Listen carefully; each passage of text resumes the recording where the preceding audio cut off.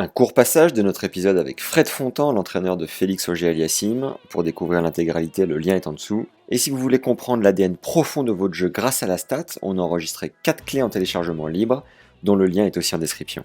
Mais justement, j'allais y venir. Quelles ont été tes pires galères sur ce circuit un peu compliqué parfois à gérer? Alors là, la chose la plus incroyable, c'était que j'étais 200, voilà, je devais être 220e, donc j'avais fin de 19 ans. Et Thierry Guardiola, qui était à peu près au même classement, il devait être 280e. Thierry Guardiola était aussi un bon joueur français qui avait un an de moins que moi. Ouais. Et on décide à l'époque d'aller faire une tournée au Brésil, une tournée Challenger au Brésil. Et là, effectivement, à l'époque, à l'ATP, tu faisais les inscriptions dans les tournois. C'est pas comme maintenant avec les applications et sur Internet. Tu envoyais un fax ou tu appelais pour t'inscrire. Et les renseignements des tournois, tu les recevais par fax ou tu les prenais parfois dans les tournois. Tu les avais pas automatiquement. Et nous, comme c'était la première fois qu'on allait jouer un challenger à l'étranger, et d'autant plus au Brésil, on avait regardé, OK, il y avait un challenger à Campos de Jordão, je me rappelle, à Linz et après à Sao Paulo. Donc, on avait regardé la carte du Brésil et on avait vu Campos.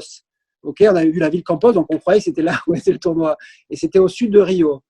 Donc, on prend un billet d'avion pour arriver à Rio. Donc, on arrive le mercredi parce que Thierry Guardiola était en qualif pour jouer le samedi et moi, j'étais dans le tableau final, je jouais le lundi. Donc, on arrive le mercredi à Rio, le mercredi soir à Rio. Puis là, on prend un bus parce que, en fait, au Brésil, il n'y a pas de train. C'est des gares routières, en fait. C'est des gares de bus. C'était très bien fait à l'époque, en 89. C'était des gares de bus et tu prends des bus pour aller d'une ville à l'autre. Donc, on arrive à Rio, on atterrit, on prend un bus, on arrive à Campos, on prend un taxi pour aller au tennis club de Campos. On avait l'adresse, mais en fait, le taxi disait « Je ne comprends pas cette adresse et les trucs, donc je vais vous emmener dans un club de tennis, là. » Et en montrant l'adresse du club de tennis avec le fact sheet de l'ATP, le gars lui dit « Mais là, vous n'êtes pas du tout Campos de Jordão, c'est pas du tout ici, quoi. C'est carrément au nord de Sao Paulo. » Et Sao Paulo, c'est à 8 heures de bus de Rio. Et après, tu vois, donc 8 heures de bus. Et après, de Sao Paulo, vous devez encore faire 3 heures de bus pour arriver qui est dans la montagne. C'est un tournoi dans la montagne.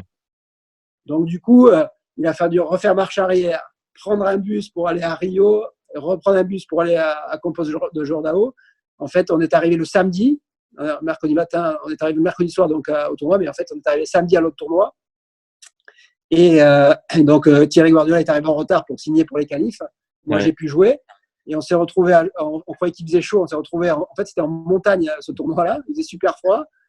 Et le dernier truc incroyable, c'était, en fait, on avait tous les deux des visas, des crédits de carte, des visas. Et dans cette zone-là, ils acceptaient que la Mastercard. Donc, on a réussi un peu à survivre avec mon Price Money. On avait une avance sur mon Price Money dans le Challenger pour pouvoir payer les hôtels, les restos et tout.